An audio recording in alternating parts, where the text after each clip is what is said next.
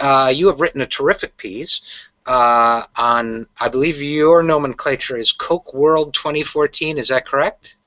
Yeah, that's right. We try to take a look at the sort of broad universe of the Koch brothers' political operation, which is sometimes opaque and difficult to piece together, not just the component parts, but the plans. And what we found, to the extent that we were able to penetrate this sometimes mysterious world, is that they have rather ambitious plans for 2014 and beyond, and we're not necessarily discouraged by the rather poor return on investment from their unprecedented history setting $400 million investment in trying to sway the 2012 election.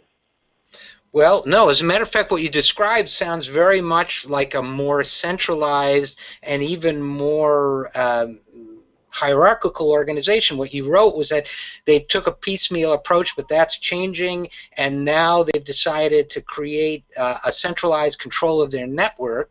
So what does this really mean? I mean, do we have any, I know you're having trouble, they're not exactly being forthcoming about this, but it sounds like they've created, you described the Center for Shared Services, where they can provide staffing, support, Freedom Partners, which doled out $236 million in 2012, a strategic political consulting firm. What are we looking at here? What are the implications? Are we talking, you described this as an operation which rivals the Republican Party, National Republican Party in influence.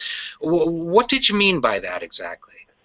Well, I mean that their ability to shape the debate over issues. They not just the Koch brothers and their operatives, but all the various universe of groups that get funding through this network: Americans for Prosperity, American Energy Alliance, 60 Plus. I mean, there are groups that aren't just dealing with the sort of core issues that have in the past animated the Koch brothers' political involvement. That is, fiscal restraint, small government, low taxation, free enterprise, but rather a wealth of other issues that we think of as traditionally conservative, including faith-based issues.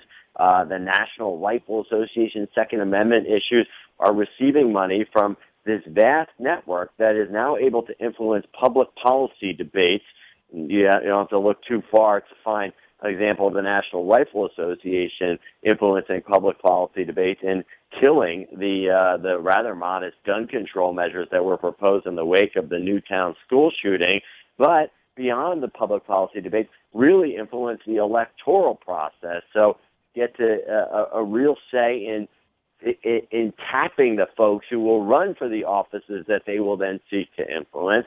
And the most significant development, the most significant change in all this that I detected was a willingness and a desire and a mechanism to play for the first time in Republican primary in a real overt way. That is, it wasn't just enough for them to sort of get behind the Republican candidate in some of these general elections, but they want more of a say in who gets to carry the Republican banner into general elections, and I think that's where you see the most potential impact. It sort of plays right into this tug of war that's going on in the Republican Party and the conservative movement more generally over the direction that Republicans should take. Should they be sort of more of a centrist party of business, the John Boehner Republican Party, or should they be more of a Tea Party, Rand Paul, Ted Cruz, Mike Lee party that is unwilling to compromise on issues like funding the government, for instance? The Koch brothers, I think, and the group that they are and their donors are seeding to get involved in primaries